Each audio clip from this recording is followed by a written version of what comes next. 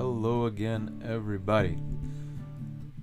Well, right next to Jane and Richard is Cable Bay Trail, and it is awesome. Not a crazy hike, really nice walk, just beautiful trees, the wildlife. I felt like I was in a prehistoric park.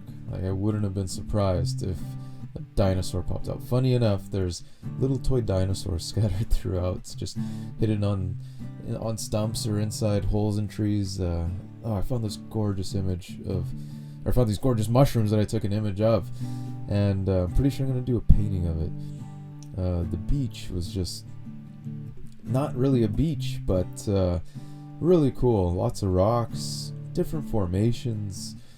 You got quarter pipes on there. I should have brought my BMX. I'm surprised I've never seen anyone session on those, Yeah, just beautiful stroll. I ended up coming back here one more time. I wish I came every day, but I feel like every day I was trying to catch up on something else.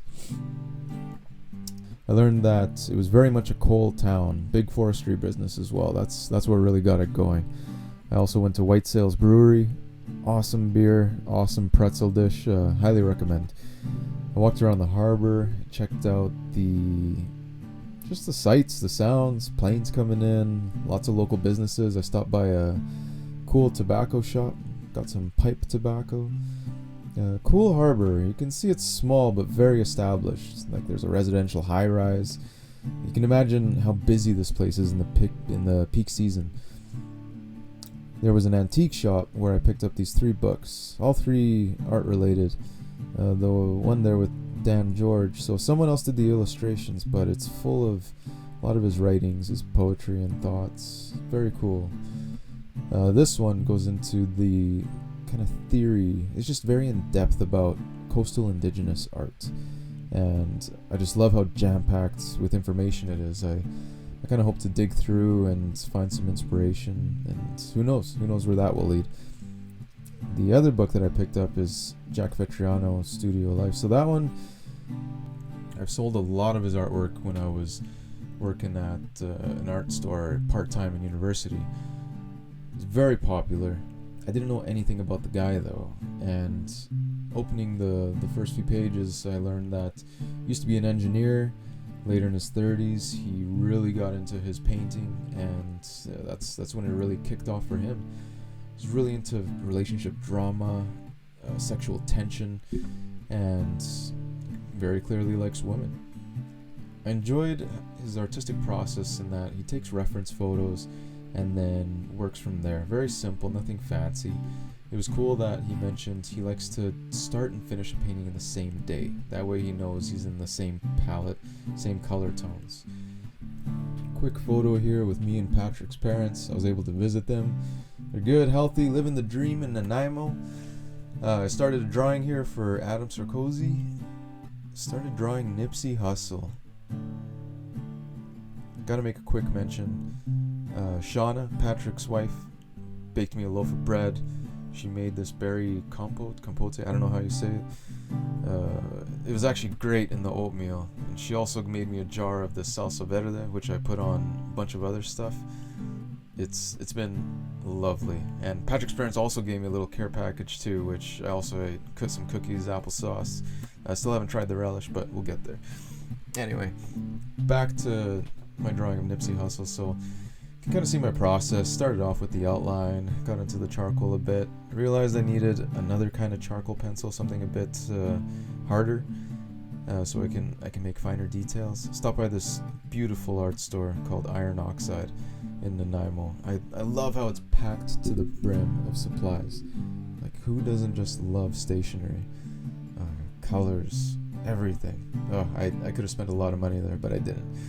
I went to this English pub called Crow and Gate. Beautiful, just lovely styling inside and out. I should have taken more video, but you get the gist. If you've been to England, you've been to those smaller towns and those smaller pubs, you know it's got that vibe.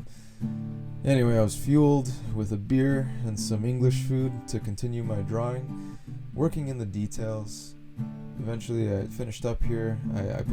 Whenever I finish a drawing, I put a fixative on it. I always do 3 coats, no less, no more. If you don't do enough, the charcoal will still smudge. If you do too much, the fixative will actually create a haze and kind of kill the richness of the blacks. But anyway, packed her up, sent her off. Canada Post, coming to you, Adam Sarkozy. I noticed my air conditioner was leaking. It was dripping water, and I was losing my mind. I was about ready to change the gasket, but I looked closer. I took some panels off, and I saw that it was just condensation. Crazy condensation. It's so humid, and the outside was getting colder while the inside of my RV was warm, that droplets were forming like crazy and just kind of pouring in. They were settling into the air conditioner vent. But anyway, fix for that coming later. I took another walk down Cable Bay Trail.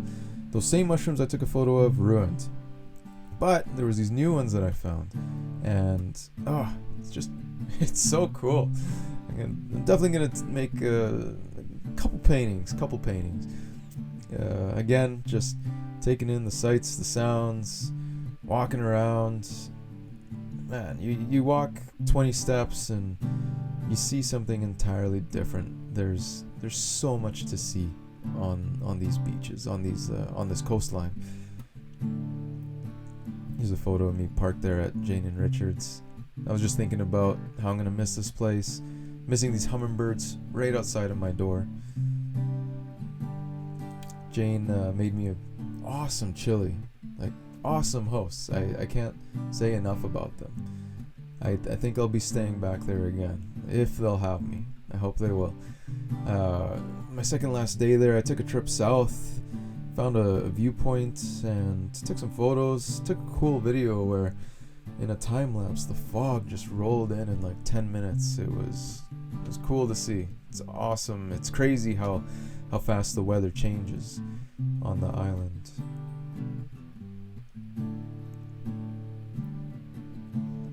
Here's my solution for my leaky conditioner, or my condensation, I should say, in the RV.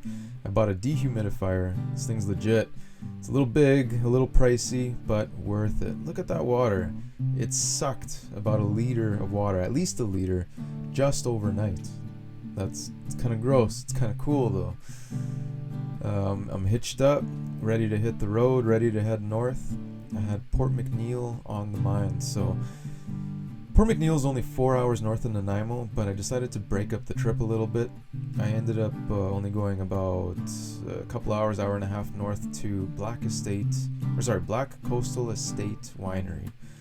And I had to take a video of cows. It just reminds me of Alberta, feeling nostalgic in that moment.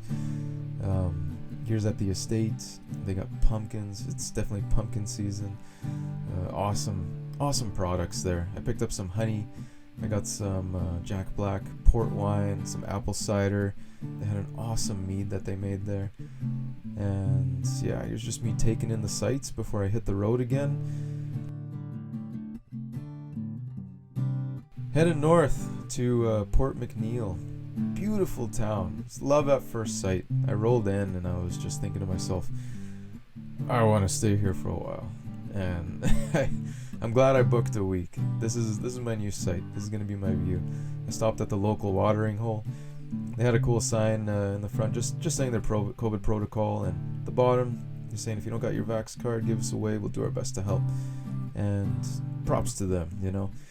There's just something to be said for people and businesses trying to help out everyone, you know.